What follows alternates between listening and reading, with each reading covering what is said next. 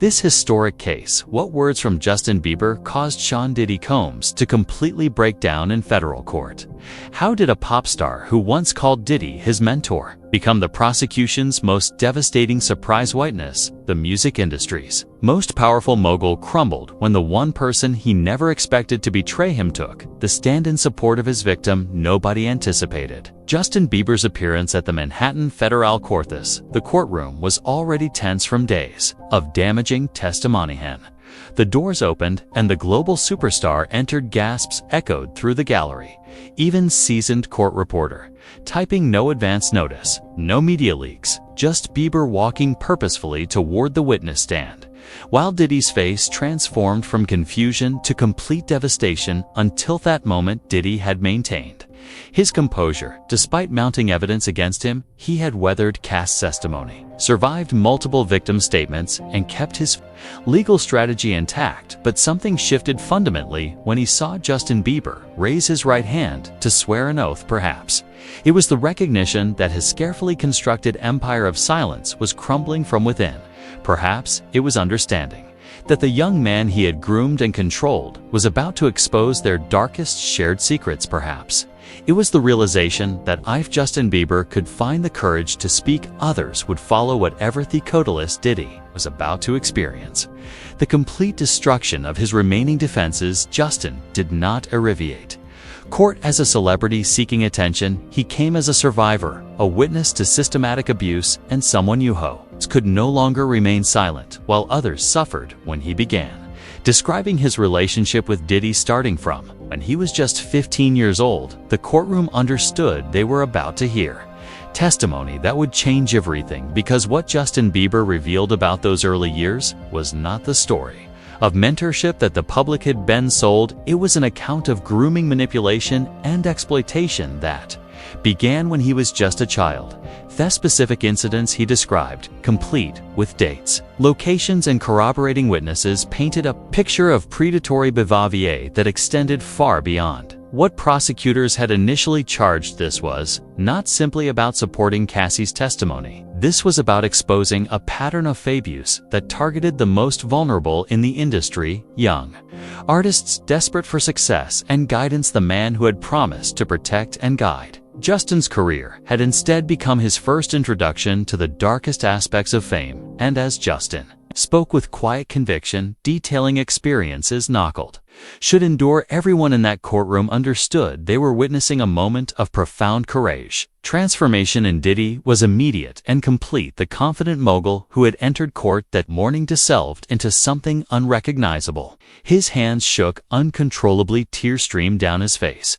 His breathing became so labored that medical staff moved closer, concerned about a potential breakdown. But this was not physical distress. This was the psychological collapse of a man watching his deepest secrets exposed by someone he thought he owned forever. What followed would become one of the most emotionally charged moments in legal history. The prosecution's surprise witness had not just corroborated existing testimony, he had blown open an entirely new dimension of the case. The mentor proteins and documentaries was revealed as something far more sinister. This is the complete account of the moment Justin Bieber stood with Cassie and spoke truth to power, causing Diddy's complete breakdown in federal court. The morning of day 5 of testimony began with unusual energy in the Manhattan Federal Courthouse. Prosecutors moved with barrel-contained anticipation while the defense team appeared noticeably on edge. Something significant was clearly planned, though no one in the gallery could have predicted what was about to unfold inside. Courtroom 3, the atmospheric arid. An electric tension different from previous days. Cassie VENTURA sat in the front row of the gallery, surrounded by her legal team and supporters. She appeared calm but alert, a gaze analog toward the prosecution table where hushed conversations suggested important developments. The defense table presented a stark contrast, with Diddy's attorneys engaged in heated whisper debates while their clients sat rigidly reviewing documents with forced concentration. Judge Andrew Carter entered and called the court to order. The packed gallery fell silent. Immediately, members of the media leaned forward, sensing that something extraordinary was about to occur. The judge's expression was particularly grave as he addressed both legal teams. About maintaining order regardless of what testimony might emerge, the prosecution may call its next witness. Judge Carter announced his Tony Suga sting. He was already aware of what was coming. The lead prosecutor stood sui, allowing the moment to build your honor. The people called Justin Drew Bieber to the stand. The reaction was instantaneous and explosive. Gasps rippled through the gallery like a wave reporters frantically typed on their devices. Diddy's head snapped up from his documents, his face cycling through disbelief, recognition, and finally, naked fear. His lead attorney jumped to his feet, clearly caught completely off-guard. Objection, Your Honor. We've had no notice of this witness. This is ambush tactics. Your objection is noted and overruled. Judge Carter interrupted firmly. Mr. Bieber was added to the witness list through proper channels. Proceed. The side door opened and Justin Bieber entered the courtroom. Gone was the confident pop star image. In its place stood a young man dressed simply in a dark suit, his foes bearing the weight of what he was about to do. He walked directly toward the witness stand without looking at the defense table, though everyone could see Diddy tracking his every movement with growing distress as Justin raised his right hand to take the oath. A strangled sound escaped from Diddy. His attorney immediately moved to calm him, but the damage to his composure was already visible. The man who had ruled through fear and intimidation was experiencing the terror of his own secrets being exposed. Please state your name for their court, the clerk requested. Justin Drew Bieber came the clear response, his voice carrying across the silent courtroom. The prosecutor approached with measured steps. Mr. Bieber, thank you for being here today. Can you tell the court how you know the defendant? Justin took a deep breath, his hands clasped tightly in his lap. I met Sean Combs when I was 15 years old. He offered to be my mentor in the music industry and did that. Relationship developed as a typical mentor-protege arrangement. No, Justin replied, his voice gaining strength. It was never what it appeared to be. Publicly from the offense table came the sound of papers being crushed. Diddy's hands were clenched into fists, crumpling the documents he had been reviewing. His breathing had become audibly labored, drawing concerned looks from court officers stationed nearby. Mr. Bieber, I know this is difficult. The prosecutor commented gently, but can you explain what you mean by that? Justin looked directly at the prosecutor, avoiding the defense table entirely. What the public saw was carefully orchestrated. The reality was systematic grooming that begun. The moment I entered his orbit, the word grooming landed like a bomb in the courtroom. Several jurors shifted. Uncomfortably, media members exchanged knowing glances, and Diddy, his facade of control shattered completely. Tears began rolling down his cheeks as he shook his head, repeatedly mouthing no over and over. Objection. Diddy's lawyer practically shouted, these are inflammatory accusations without foundation. Have evidence. Justin interrupted calmly. Photographs, videos, text messages, everything I'm about to describe can be corroborated. The judge held up his hand for silence. The witness may continue. Objection overruled as Justin prepared to detail his experiences. The transformation in Diddy was profound. The music mogul who had terrorized witnesses maintained iron control throughout his trial was dissolving before everyone's eyes. His expensive suit was disheveled. From his agitated movements, his face was stirred with tears. His entire body trembled with what appeared to be genuine panic. Your Honor, one of Diddy's attorneys stood again. We request a brief recess. Our client appears to be having a medical episode. Sit down, Judge Carter commanded. Unless Mr. Combs requires immediate medical attention, we will proceed. The stage was set for revelations that would not only support Cassie's testimony, but expose an even darker pattern of abuse. The perseverance of Justin Bieber had already achieved what days of testimony had not. The complete psychological breakdown shown Combs, and the most damaging revelations were yet to come. Mr. Bieber, the prosecutor, began carefully. Can you take us back to the beginning? How did your relationship with Sean Combs first develop? Justin shifted slightly in his seat, his eyes distant, as he recounted events from over a decade ago. I was 15 years old. Promotion in New York. Mimanagar at the time thought it would be good for me to meet influential people in the industry. Diddy reached out through mutual connections, saying he wanted to give me advice about navigating fame. What happened at that first meeting? It seemed normal at first. We met at his office at Bad Boy Records, talked about the music industry, told stories about artists he had worked with, gave what seemed like genuine advice. He was charismatic, funny, made me feel like I belonged in that world, despite being just a kid from Canada. Justin paused, gathering himself, but looking back, I can see the grooming started immediately. He kept emphasizing how young and innocent I was, how I needed protection from the sharks in the industry. He positioned himself as the only one who could really guide me safely through the dangerous waters of fame. From the defense table came a low moan. Diddy had his head in his hands, his shoulders shaking with silent sobs. His legal team huddled around him, but their client was beyond consolation. He invited me to spend time at his house. Justin continued, he said it would be like a music boot camp, that he would teach me things about the industry that no one else would tell me. Team thought it was an incredible opportunity. I was just excited that Sean Combs wanted to mentor me with Opened. During these visits, Justin's jaw tightened. At first, it was what you'd expect. We worked on music. He introduced me to other artists. We talked about the business side of things, but there were always older people around, and there was always alcohol, even though I was clearly underage. He would laugh it off, say I needed to learn to handle myself in adult situations. When did things begin to change? Within a few weeks, he started insisting I stay overnight. More often, he would say my hotel was too far or that we had early morning sessions planned. He assigned me a room in his house, but would often come in late at night to check on me or continue our conversations. Justin's voice dropped lower. He would sit on my bed, put his arm around me, tell me I was special, different from other young artists. He said he saw something on me that needed protection and cultivation. He made it seem paternal, but the way he would touch my shoulder, my knee, the way he would stare, it felt wrong, but I didn't have the language to explain why. The prosecutor nodded sympathetically. Did you tell anyone about your discomfort? I tried to tell my manager that I didn't want to stay overnight anymore, but Diddy had already gotten to him. Suddenly, my manager was saying how lucky I was to have such a powerful mentor, how this relationship could make my career. There was also implied threat stories about young artists who had rejected Diddy's mentorship and never worked in the industry again. Can you describe specific incidents that concerned you?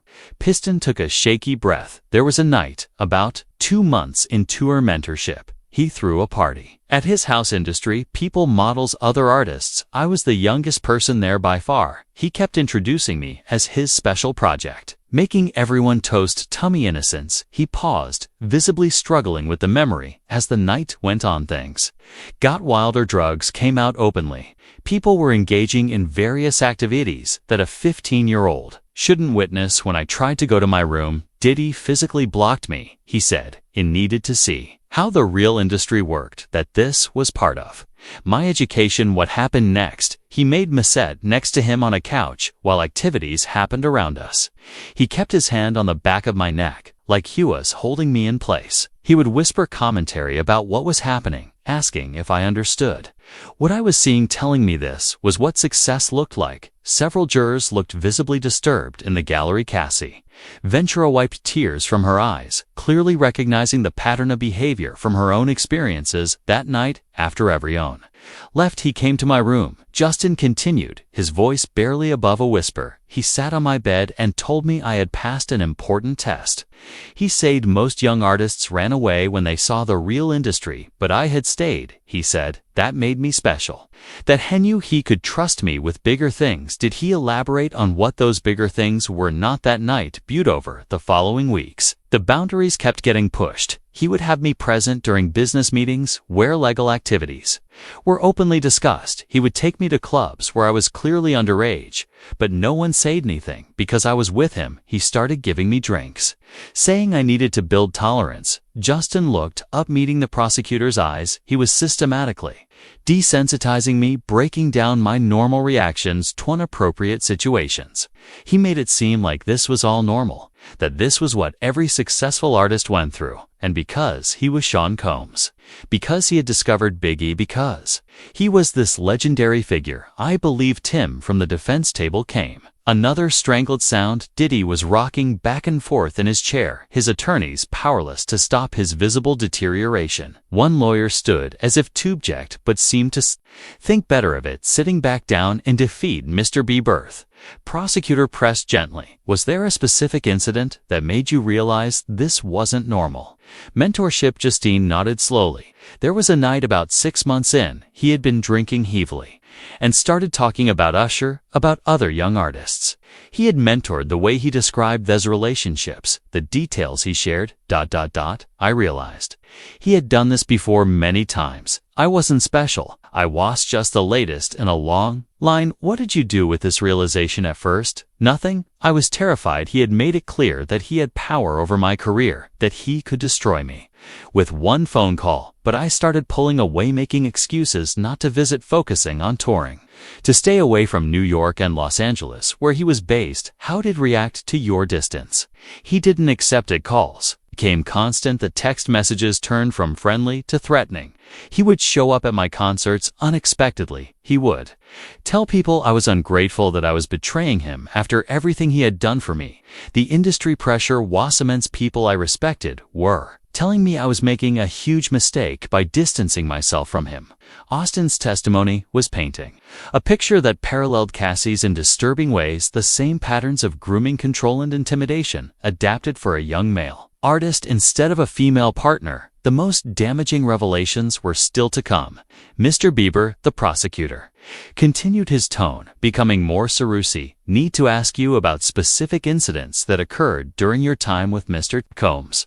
Are you prepared to discuss these events? Justin straightened in his chair, his resolve visibly strengthening. Yes, I've carried the secrets for too long. When I saw Cassie's courage in coming forward, I knew I couldn't stay silent anymore. At the mention of Cassie's name, Diddy let out an audible sob. His breakdown was accelerating, his body language screaming.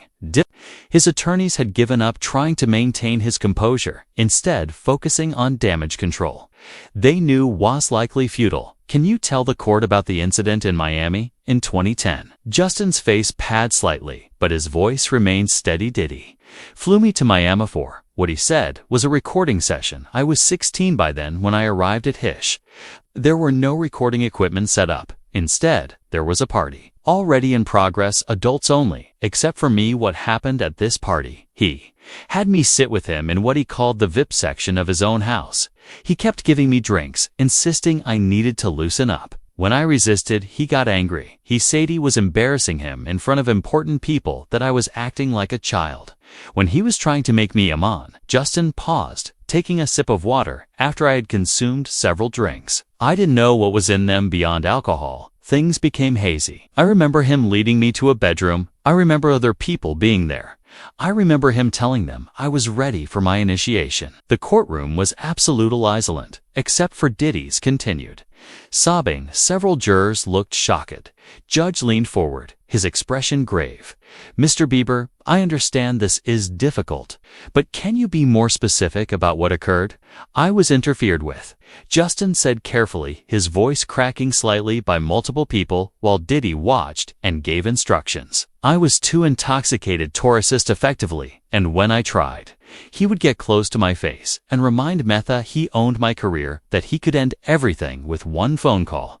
Do you remember anything else about that night? Flashes, someone taking pictures, Diddy laughing and calling me his newest member, waking up the next morning and that same bed alone with no clear memory of how the night ended, finding bruises on my body. The crushing shame and confusion from the defense table came a sudden crash. Diddy had attempted to stand, knocking over his chair. In the process, it wasn't like that. Hesh, how did his voice, broken and desperate. Justin, tell them it wasn't like that. You wanted to be there. You wanted to learn. Mr. Combs, control yourself, the judge barked, but Diddy was beyond control. You ungrateful. Little Diddy lunged toward the witness stand, but was seemingly restrained by court officers as they struggled to subdue him. He continued shouting, I made you, he protected you. This is how you repay me, by lying, by betraying me. Get him out of here, the judge ordered as officers dragged Diddy toward the holding cell door. He twisted around to face Justin one more time. You know what you did, Yak, know what you wanted. You can't rewrite history now. I have the pictures. I have the videos. Everyone will know what you really are. The door slammed shut on his threats, leaving the courtroom in stunned silence. Justin sat frozen on the witness stand, tears streaming down his face.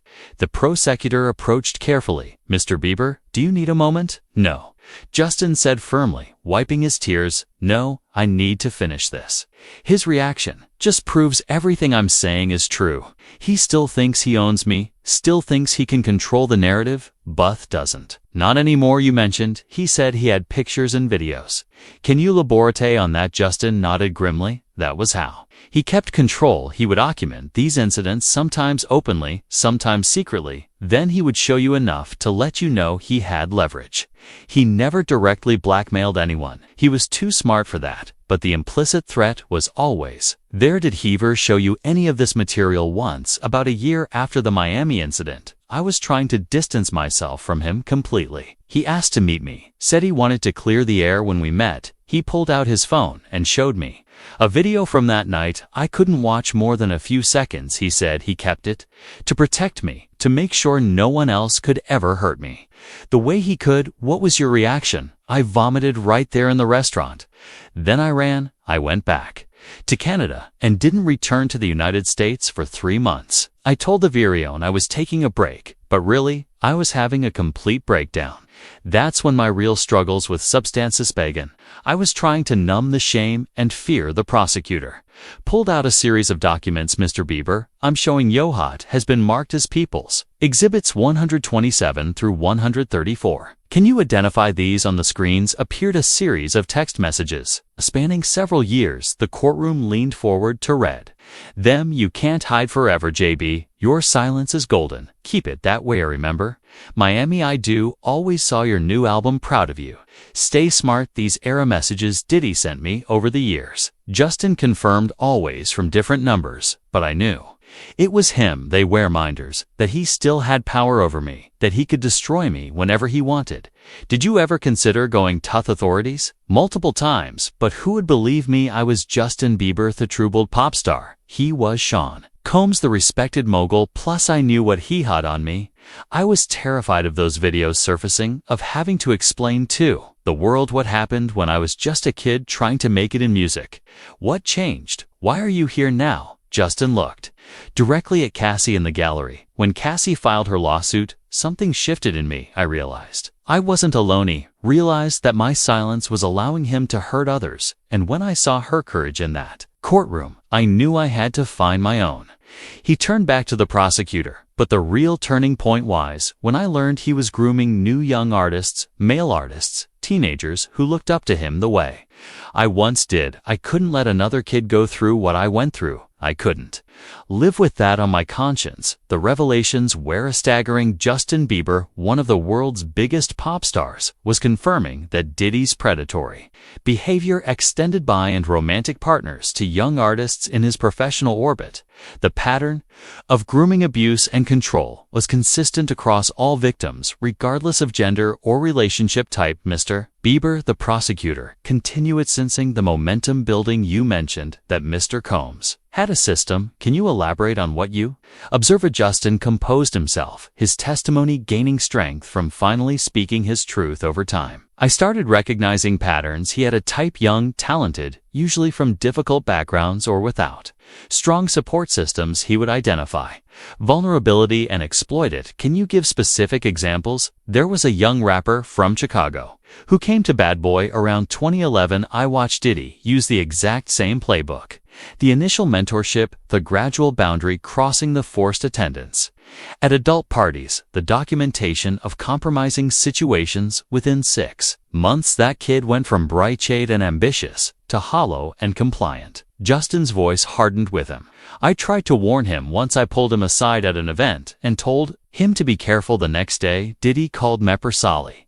He said he was disappointed that I was spreading negativity about him, that maybe I needed a reminder about loyalty. That night, an anonymous Instagram account posted a cropped photo that was clearly from the Miami incident. It was deleted within an hour, but the message was clear. How did this pattern of control affect your career? Every McGurr decision had to go through him, even though he wasn't officially part of my team. If I wanted to collaborate with certain artists, I had to get his approval. If I was dating someone he needed to approve, he would frame it as protection, as guidance.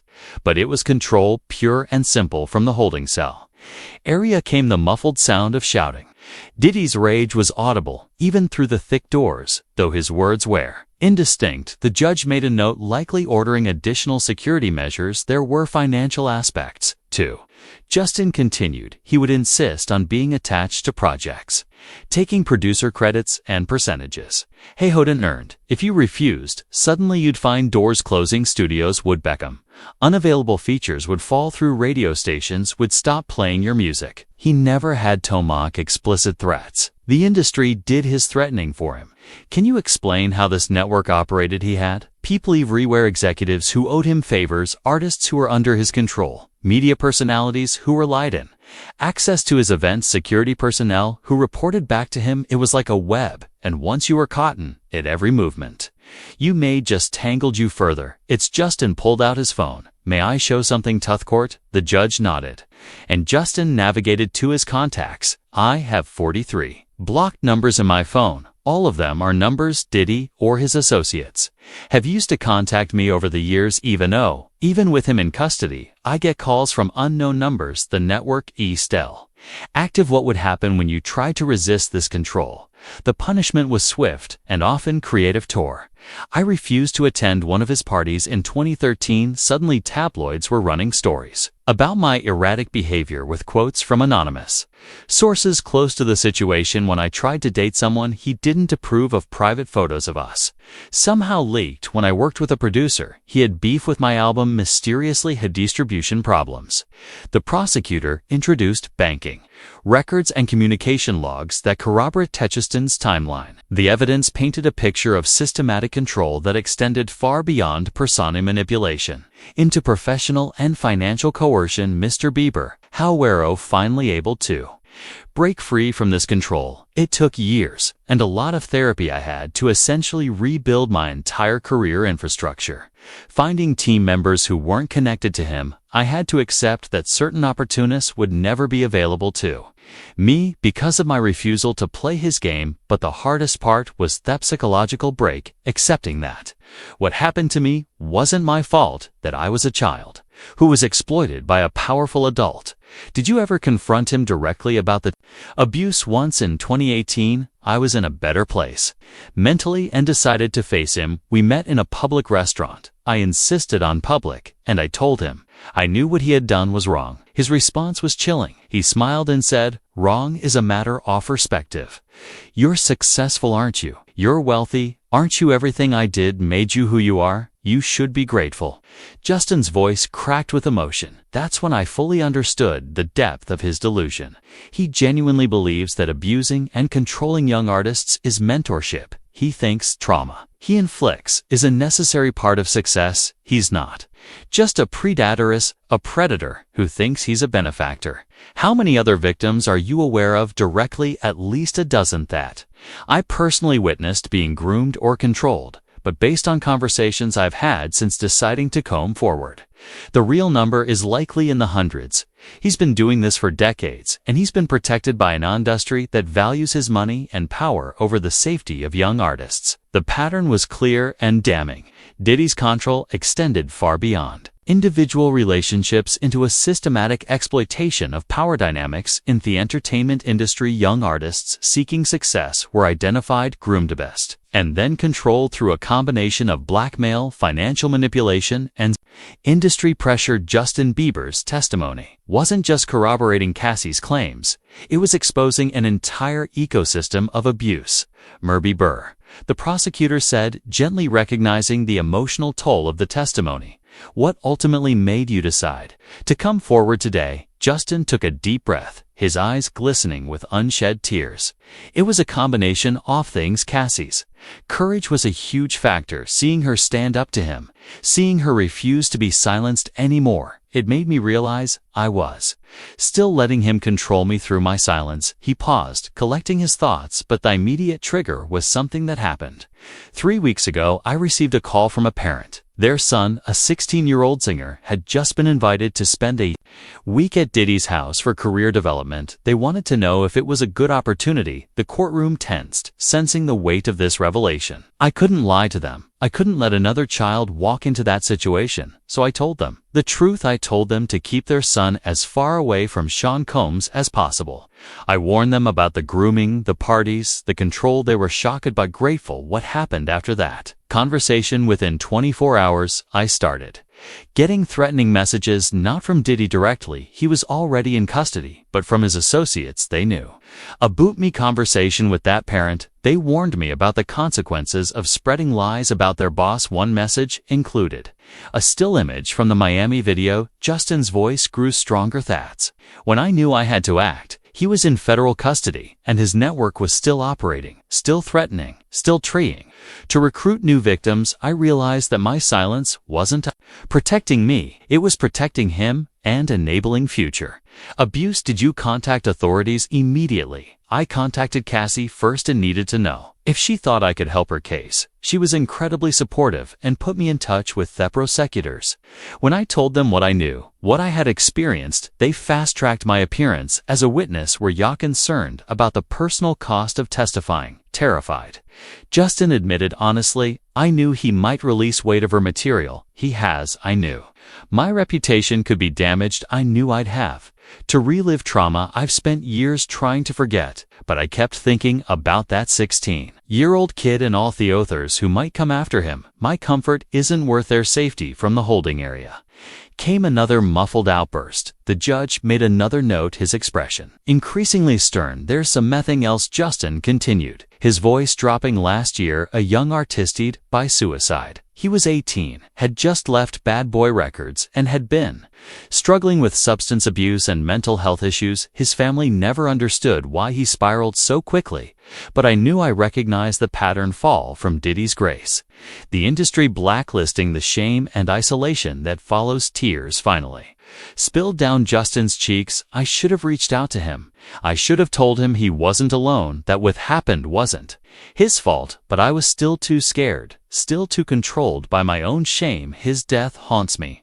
I can't let there be another one. Mr. Bieber, do you have any direct message for other victims who might be watching? Justin looked directly into the gallery camera, knowing his words would reach beyond the courtroom. You're not alone. What happened to you was not your fault.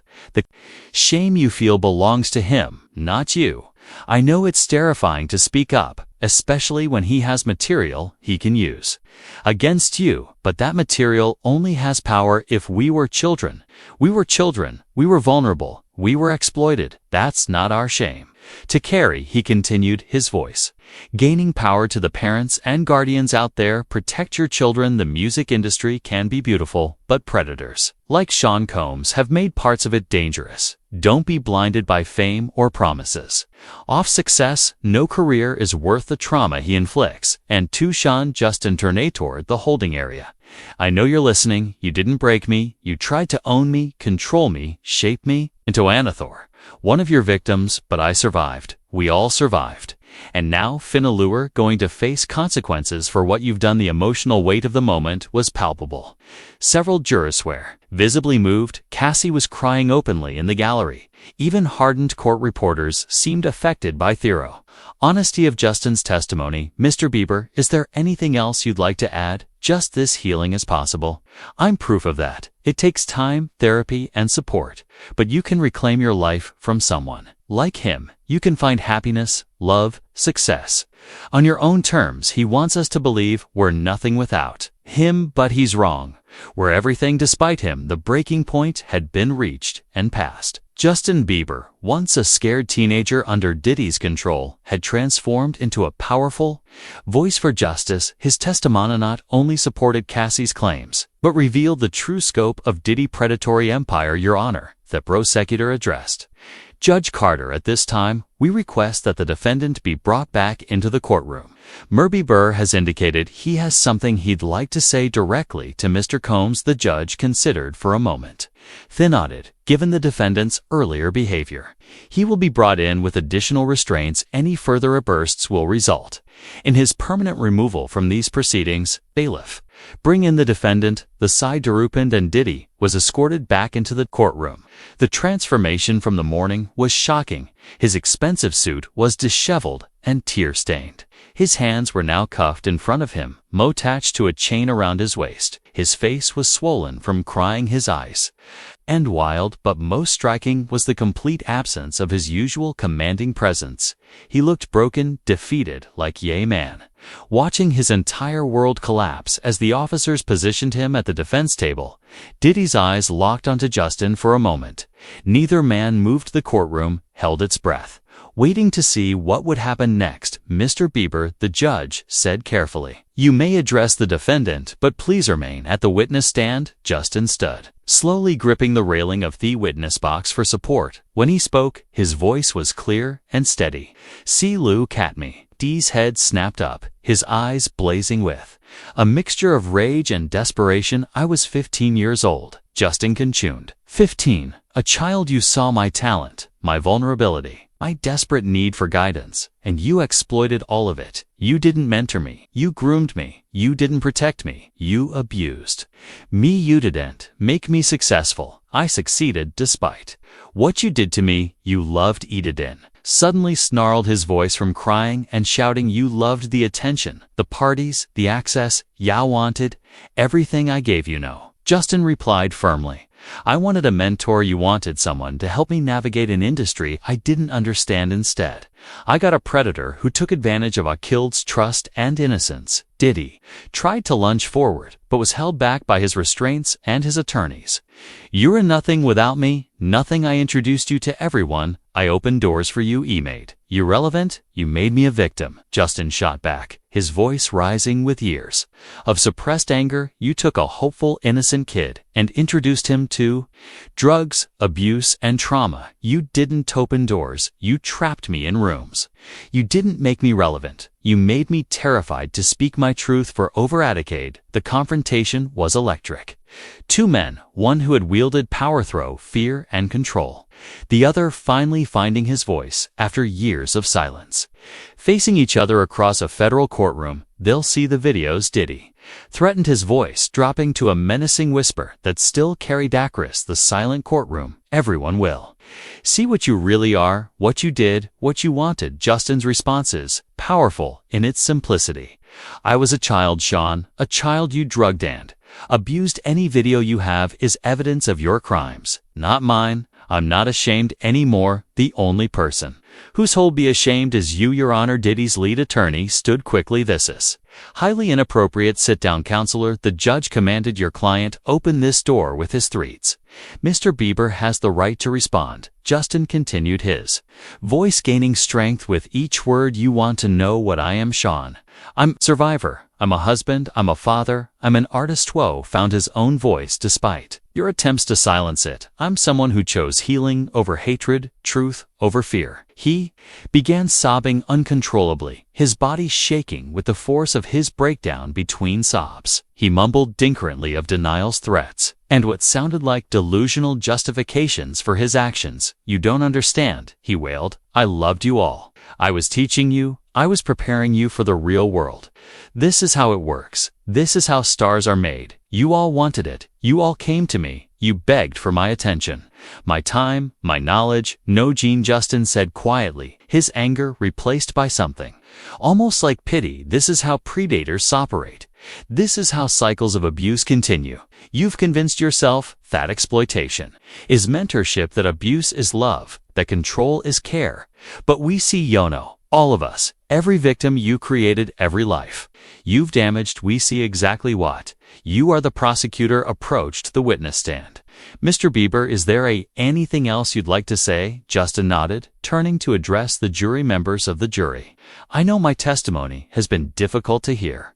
I know it's hard to reconcile the image of Shakems, the mogul, with Sean Combs, the predator. But I'm asking you to believe not just me, but all of us who have found courage to speak behind every successful Diddy production. There are victims. Behind every hit record, there's Samin. He controlled and exploited behind the glamour and the parties and the success. There is a man who systematically abused his power to prey on the vulnerable." He paused, gathering himself for his final statement. "Don't let his wealth, his influence, or his legacy obscure the truth. Don't let another generation of young artists walk into his web because we were too afraid or too dazzled to stop him. Please give us the justice we've been denied for so long." As Justin finished speaking, Diddy let out one final anguished cry. "I'm Sean Combs. I'm Puff Daddy. I'm P. Diddy. I created an empire. I made billions. Changed culture. You can't do this to me. You can't destroy what I built. You destroyed it yourself," Justin replied, "quietly, with every child you groomed, with every woman you abused, with every life you shattered in pursuit of control. Your empire was built on suffering. Sean, it deserves to fall." The judge gave her order as Diddy collapsed completely, requiring medical attention from court officers as medics attended to him. Justin was finally allowed to step down from the witness stand. He walked past the defense table without looking at the broken man who had once controlled his life, instead moving directly to Cassie in the gallery. That survivors embraced, united in their courage and their quest for justice.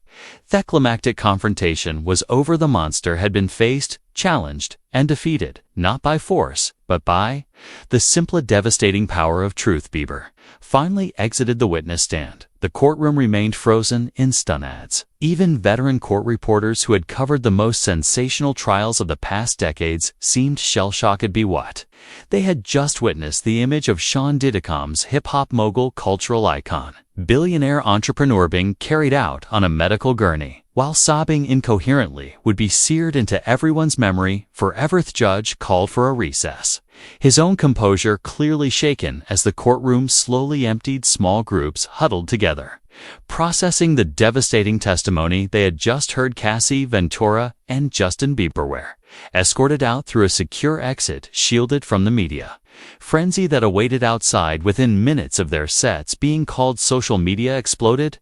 #Justin breaks a silence began trending worldwide, quickly followed by #BelieveSurvivors and #Diddy exposed. The raw footage of Diddy's breakdown, captured by courtroom sketch artists since cameras weren't allowed, spread like wildfire. Major news networks interrupted regular programming to cover the shocking developments. But the real impact was felt in the flood of new voices joining the chorus. Within hours of Justin's testimony, dozens of other artists began sharing their own experiences. A female R&B singer posted a video describing how Diddy had drugged her at a label party in 2008. A former Bad Boy producer revealed he had been forced to participate in the freak offs or lose his job. A model came forward with photographs of bruises from an encounter with Diddy in 2015. The entertainment industry went into full crisis mode. Universal Music Group, which had distribution deals with Bad Boy Entertainment, immediately announced they were suspending all relationships. Investigations. Streaming platforms began removing Diddy's music from curated playlists.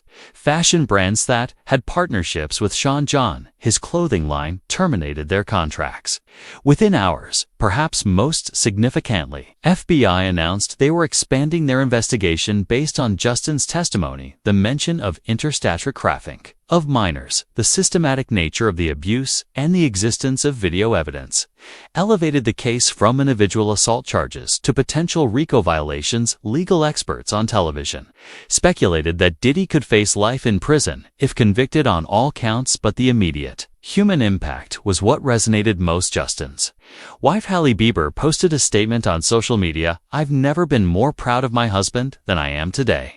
It takes incredible courage to face your abuser and speak your truth, Justin. You've notably freed yourself, but given voice to countless others. Your strength will help heal." So many other celebrities began sharing their support.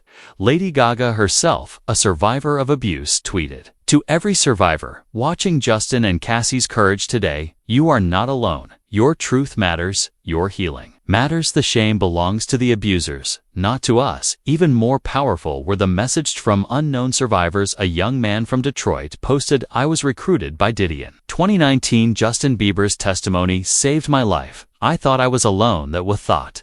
I've pot, was alone that was thought. Was my fault today. I called the FBI today. I'm finally free." The ripple effects extended beyond Diddy himself. Other powerful figures in the entertainment industry suddenly found themselves under scrutiny. Anonymous accounts began naming other executives, producers, and artists who had participated in or enabled Diddy's behavior. The culture of silence that had protected predators for decades was crumbling. In real-time, mental health organizations reported a massive spike in calls to their hotlines.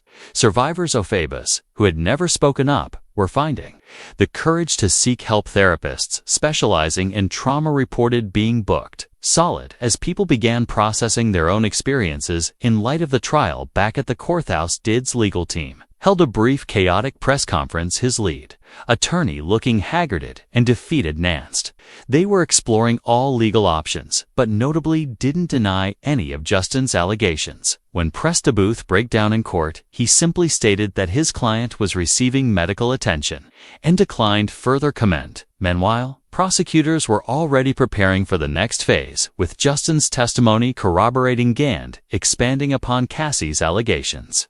Their case had transformed from strong to virtually unassailable. Legal analysts uniformly agreed that Diddy's own courtroom behavior, the threats, the admissions, the complete loss of control had likely sealed his fate. As night fell on New York City, a candlelight vigil formed outside the courthouse. Hundreds of abuse survivors and their supporters guard holding signs reading, "We believe survivors and justice for all victims."